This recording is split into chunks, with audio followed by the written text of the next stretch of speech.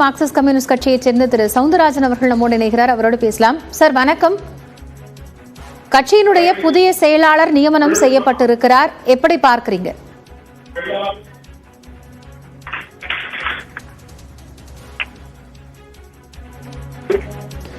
திரு Soundararajan sir, நீங்க இணைப்புல தான் இருக்கீங்க. மார்க்சிஸ்ட் கட்சியின் புதிய செயலாளராக பே சண்முகம் நியமனம் செய்யப்பட்டிருக்கிறார், இந்த எப்படி பார்க்கலாம்? தேர்வு செய்யப்பட்டிருக்கிறார். ஹலோ, சொல்லுங்க சார், இணைப்புல தான் இருக்கீங்க, பேசலாம். அவர் மாணவராக இருக்கிற போது மாணவர் சங்கத்தில் இணைந்து பணியாற்ற தொடங்கினார். தமிழ்நாடு மாணவர் சங்கத்தினுடைய செயலாளராக, அகில இந்திய மாணவர் சங்கத்தினுடைய நிர்வாகிகளாக இருந்து செயல்பட்டார். கட்சியினுடைய முழுநேர ஊழியராகி விவசாய சங்கத்தின் பொறுப்புகளில் இருந்து செயல்படுகிறார். பழங்குடியின மக்களுக்காக மிக கடுமையான பணிகளை ஆற்றியவர், போராட்டங்களை நடத்தியவர். வாச்சாத்தி சம்பவம் உங்களுக்கு தெரியும். அந்த சம்பவத்திலும் அதனுடைய இறுதி கட்டத்திலே வழக்குகள் மற்றதையெல்லாம் நடத்திய தோழர் அவர். இப்போதும் அவர் விவசாய சங்கத்தினுடைய மாநில பொதுச் செயலாளராக இருக்கிறார். கட்சியினுடைய மாவட்ட செயற்குழு, மாநில செயற்குழுவாகவும் இருந்து செயல்பட்டுக் கொண்டிருக்கிறார். அவர் இப்போது பாலகிருஷ்ணன் அவர்கள் அவருக்கு மாற்றாக அவரை இப்போது இந்த மாநாடு 24வது மார்க்சிஸ்ட் கம்யூனிஸ்ட் கட்சியினுடைய மாநாடு விழுப்புரத்தில் தேர்ந்தெடுத்திருக்கிறது தோழர் பே சண்முகம் அவர்களை. தேர்தல் காலங்கள்ல இந்த அடுத்த கட்டமாக கட்சியை இன்னும் வேகமாக நகர்த்தி கொண்டு போக வேண்டிய ஒரு சூழல் இருக்கிறதா?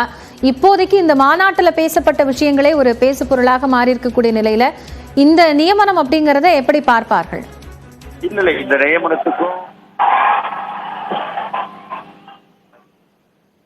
நியமனத்துக்கும் இப்ப பத்திரிகையில வரக்கூடிய இது போன்ற தகவல்களுக்கும் எந்த சம்பந்தமும் கிடையாது. அவருக்கு 72 வயது பூர்த்தி ஆவதற்கு இன்னும் 1 மாதம் தான் இருக்கிறது. ஆகவே அவர் இதனுடைய பொறுப்பில் இருந்து அவராக விலகிக் கொள்கிறார். அந்த இடத்தில் சண்முகத்தை நாங்கள் தேர்ந்தெடுக்கிறோம். எங்கள் கட்சி முடிவுப்படி 72 வயதிற்கு மேல் மாநில குடிகள் ஒருவர் இருக்க முடியாது. இதற்கு மேல் தேர்தல் அல்லது இப்போது வரக்கூடிய பல்வேறு கருத்துக்கள், விமர்சனங்கள் இதற்கு எந்த சம்பந்தமும் கிடையாது. இப்போ இவர் திரு சண்முகம் நியமனம் செய்யப்பட்டிருப்பதனால இனிமேல் இந்த கூட்டணி கட்சியினுடைய அந்த போக்கு எப்படி இருக்கும்? ஏன்னா தமிழிசை உட்பட நிறைய பேர் 26ல கூட்டணியில மார்க்சிஸ்ட் கம்யூனிஸ்ட் இருக்காது அப்படிங்கறத குறிப்பிட்டிருக்காங்க. அப்படி பார்க்கலாமா? இந்த இப்போது இருக்கிற அரசியல் உறவுக்கும் இப்போது நடந்து கொண்டிருக்கக்கூடிய இந்த தோழமை கட்சிகள் இணைந்து பணியாற்றுவதற்கும் எந்த குந்தகமும் இதனால் ஏற்படாது. கட்சியினுடைய நிலைப்பாடு தொடரும். நன்றி திரு சவுந்தரராஜன், இணைப்பில் உங்களுடைய கருத்துக்களை பகிர்ந்து கொண்டமைக்காக.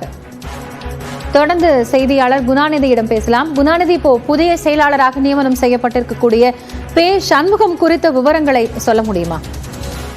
நிச்சயமாக. அதாவது தற்போது சண்முகம் பாத்தீங்கன்னா மார்க்சிஸ்ட் கம்யூனிஸ்ட் கட்சியோட மாநில விவசாய சங்க தலைவராக பணியாற்றி தற்போது அவருக்கு தான் இந்த புதிய பொறுப்பாக அந்த மாநில செயலாளர் பொறுப்பு என்பது விழுப்புரத்தில் நடைபெற்றிருக்கக்கூடிய அந்த மாநாட்டின் வாயிலாக தற்போது ஒருமனதாக தீர்மானம் நிறைவேற்றி அவருக்கு அந்த பொறுப்பு என்பது வழங்கப்பட்டிருக்கிறது. தொடர்ந்து பாத்தீங்கன்னா கடந்த 2023ஆம் ஆண்டு தமிழக அரசின் சார்பில் பாத்தீங்கன்னா அம்பேத்கர் விருதையும் அவர் பெற்றிருக்காங்க. தொடர்ந்து பாத்தீங்கன்னாக்கா தற்போது இந்த மாநில குழு, அதாவது விழுப்புரத்தில் நடைபெற்ற அந்த 24வது அந்த மாநில மாநாட்டினுடைய ஒரு பகுதியாக தற்போது இந்த புதிய மாநில செயலாளர் தேர்வு என்பது நடைபெற்றிருக்கிறது.